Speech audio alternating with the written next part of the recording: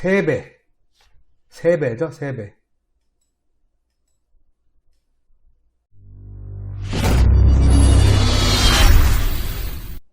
아직도 경매 남들과 똑같은 거 하시나요? 네, 안녕하세요. 경매하는 남자 공배준입니다. 반갑습니다. 우리 저번 주에 경매하는 데에 감정평가서가 정말 중요하다라고 말씀을 드렸고, 그 감정평가서 내용에 어떠한 요소들이 있고, 그 어떠한 요소들이 어떠한 역할들을 하는지, 그리고 또 그 역할들을 우리가 손댈 수만 있다면은 어떠한 보상 감정 가격들을 움직일 수 있지 않을까라고 한번 이야기를 나눠봤어요.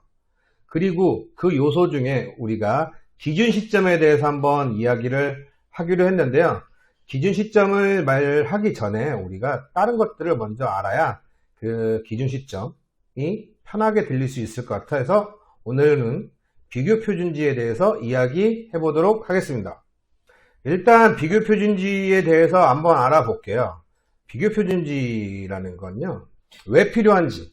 우리가 기본적으로 이렇게 내 땅을 감정평가를 하게 되는데, 이거는 우리가 나와 있는 가격은 공시지가라는 가격밖에 나와 있는 게 없어요. 공시지가. 근데 이 공시지가로 어떠한 가격을 유추를 해야 되는데요. 그 유추한다고 옆에 있는 그냥 아무런 평가사례나 거래사례를 쓸 수 없기 때문에 중간에 기준이 되는 표준지 공시지가라는 것을 갖다 쓰는 거예요. 이 표준지 공시지가를 갖다 쓰는데, 자, 두 개에 대한 공시지가를 비교 표준지의 공시지가에 두 개에 대한 시점 수정 및 지역 요정 및 개별 요인치 이 세 개를 비교를 해서 우리에 대한 이 공시지가를 보정을 하고요. 보정을 한 다음에, 그리고 나서 우리의 기준이 되는 비교 표준지와 인근의 평가 사례 및 거래 사례를 통해서 두 개를 가격에 대해서 비교를 하는 거예요. 그 비교가 그 밖의 요인인 거죠. 그래서 이 요인들을 전부 다 곱하면은 우리가 원하는 해당 물건의 감정평가 가격이 나오는 겁니다. 그만큼 감정평가 가격을 결정하는 데 의해서 비교 표준지의 공시지가는 정말 중요합니다. 근데 이 중요한 걸 어떻게 선정하냐에 대해서는 감정평가서 평가서를 보시면 나와 있습니다. 평가서를 잠깐 보고 갈게요.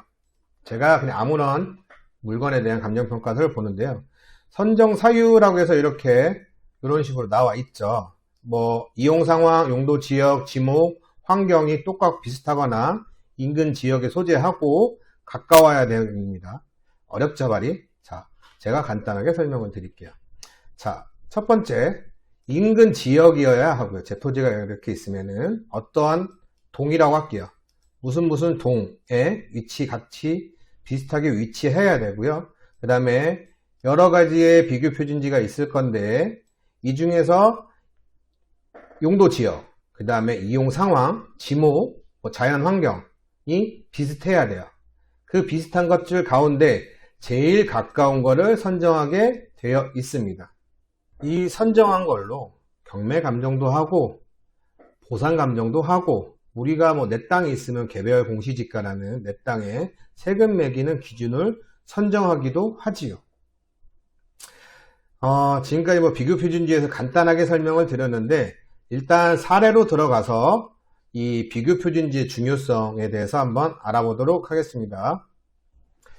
사례로 보는 비교 표준지의 중요성이에요. 비교 표준지, 제가 오늘 보여드릴 물건은 2017 타경 51609라는 저희가 낙찰받아서 최근에 보상을 받았던 사례입니다.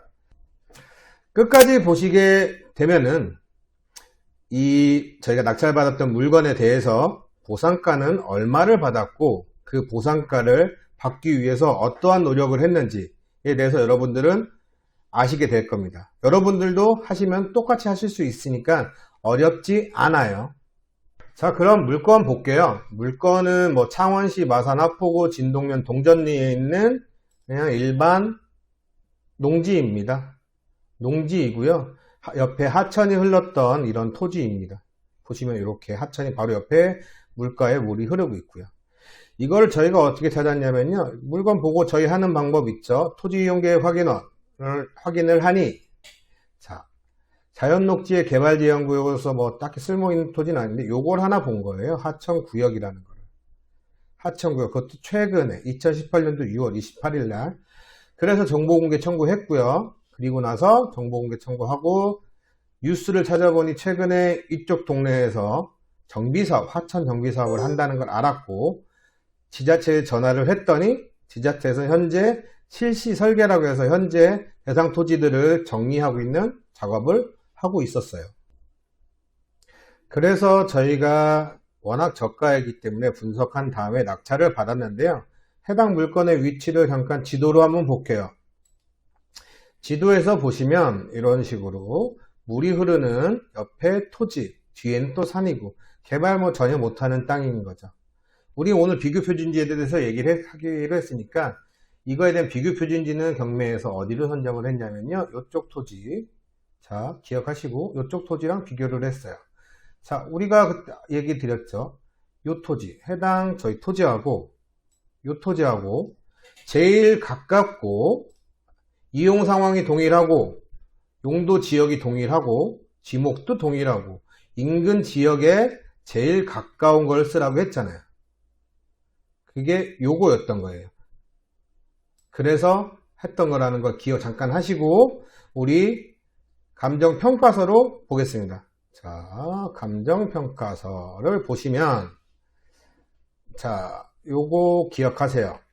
기준 시점 2017년도 7월 15일 이라는 거 2007년 7월 25일 자, 쭉 내려가면은 대상 토지의 비교 표준지 선정을 아까 했던 요 토지로 했다는 얘기입니다. 뭐 면적은 이렇고 지목, 이용 상황, 용도 지역, 도로 조건이 해당 토지랑 거의 유사합니다. 공시지가는 59,000원이고요. 자, 그러면은 우리는 여기서 뭘 봐야 되냐면요.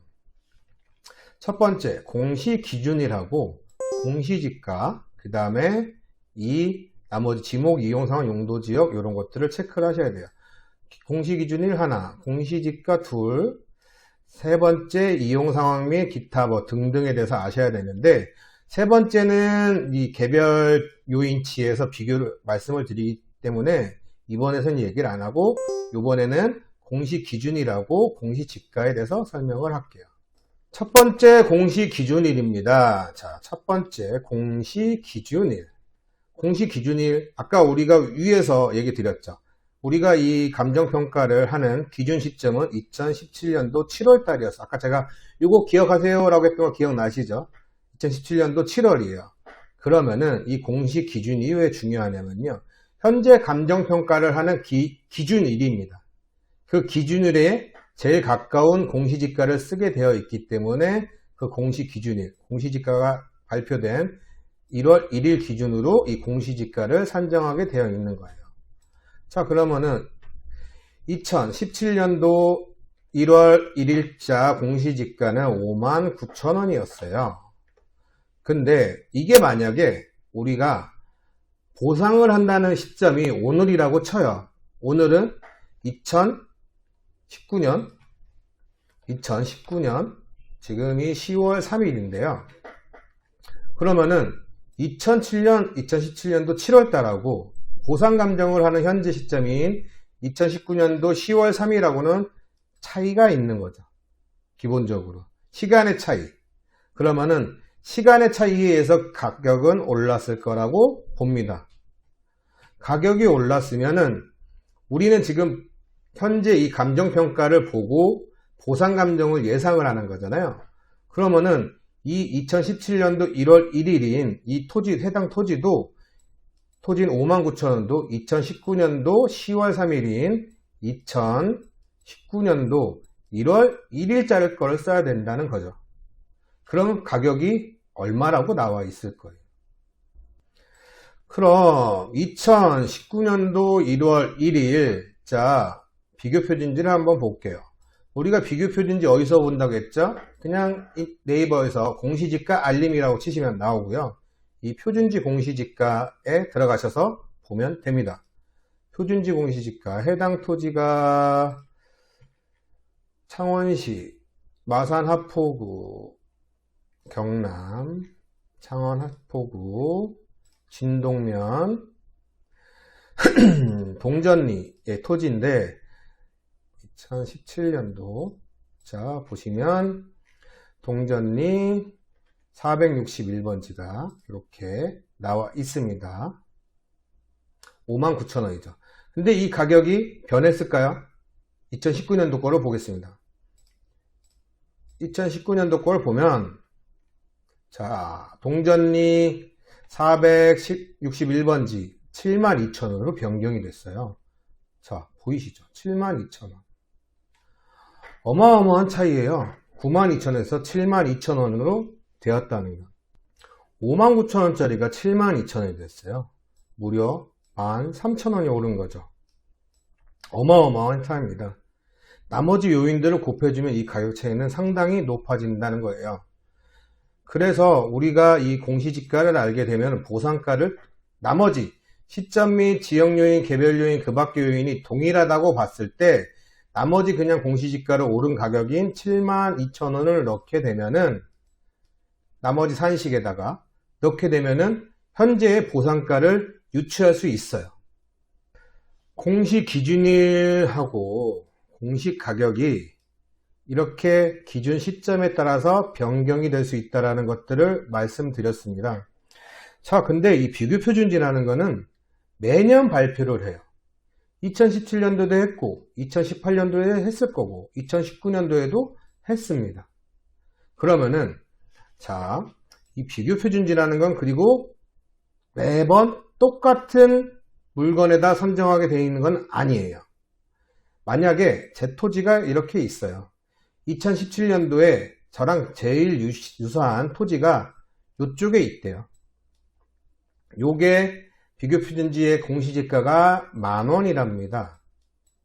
근데 2019년도에 됐더니 저랑 유사한 토지, 제일 유사한 토지가 또 그리고 제일 가깝다는 토지가 여기에 하나 생겼네요. 제가 아까도 말씀드렸지만 이 비교표준지라고 정해졌다고 매번 이거를 쓰라는 법은 없어요. 또 다른 비교표준지가 생겨날 수도 있다는 거죠. 그래서 2019년도에 봤더니 이 제일 가까운 토지에, 내 토지에 제일 가깝고 제일 유사한 토지가 새로 생긴 거죠. 근데 이거는 가격이 20,000원이래요.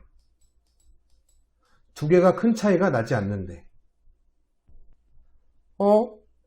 이거를 이용하실 수 있어야 돼요. 자, 우리가 아까 전에 지도를 다시 한번 볼게요. 지도를 보시면 해당 토지와 인근의 경매 감정한 표지의 비교 표준지를 이렇게 비교를 했을 거 아니에요.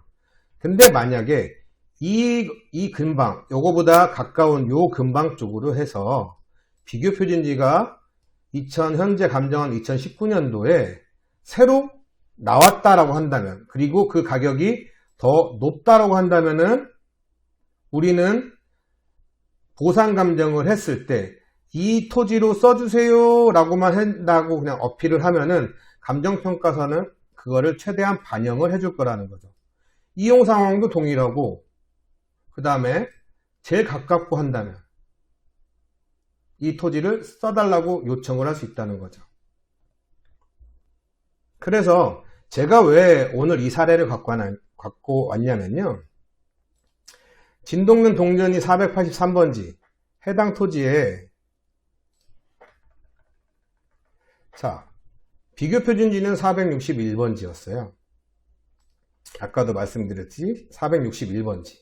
근데 해당 물건을 조사를 하다 보니 2019년도에 2019년도 동전리에 비교표준지인 제일 가까웠던 461번지가 72,000원으로 미리 오르기도 했지만 그거보다 더 가까웠던 토지가 생겼다는 거죠. 동전리 512번지라는 게 거의 유사합니다. 자, 동전리 512번지가 라는 비교표준지가 생겼어요. 새로. 근데 가격은 요거 공시지가 72,000원. 해당 물건 93,000원. 21,000원이나 올랐어요. 어마어마하죠? 자, 근데, 자, 볼게요. 새로운 물건이 나왔어요. 동전리 512번지는 2019년도 1월 1일날 93,000원이래요. 잠깐만요. 자, 우리 경매감정에 쓰는 비교표준지 가격은 얼마라고요? 59,000원으로 썼어요. 만약에 현재 보상하는 시점이 2019년도라면은 이 동전리 513번지라는 걸로 써달라고 한다면, 그래서 반영이 된다면 무려 가격이 34,000원이나 차이 나는 거예요. 가격 자체가 어마어마한 차이입니다. 이게 감정평가 가격을 엄청나게 업해줄 거예요. 저희는 이것도 조사하고 들어간 거예요. 그래서 저희가 보상 감정 신청을 했었을 때 해당 토지에 대해서 이 표준지를 써달라고 요청을 했었고, 저희 소유자 추첨 감정평가사분한테 이거를 최대한 써달라고 요청을 드렸었고, 해당 감정평가 할 때 요게 반영이 돼서 저희 보상가가 얼마가 나왔는지 보여드릴게요. 자, 동전리 512번지, 이게 비교표준지거든요. 아까 제가 512번지 부탁했죠. 동일하고 얼마입니까? 93,000원짜리가 반영이 됐단 얘기입니다. 이게 반영이 돼서 얼마가 나왔냐? 저희 보상감정가입니다. 483번지 동전리 비교표준지 93,000원짜리 썼고 해서 가격 제곱미터당 94,249원, 나머지 절삭해서 94,000원 나왔습니다. 자, 그러면은 우리 경매 감정가가 얼마였더라 볼게요. 경매 감정가는 여기 있네요. 73,000원. 경매 감정가는 73,000원이었고요.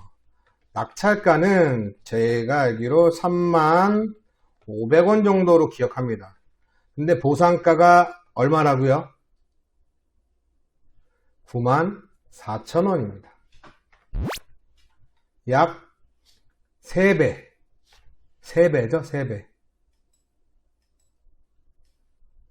이렇게 분석을 할 줄 알아야 이런 물건도 낙찰받아서 이렇게 수익을 낼 수 있다는 얘기예요. 자, 이렇게 우리가 비교표준지에 대해서 얘기를 한번 나눠봤고요.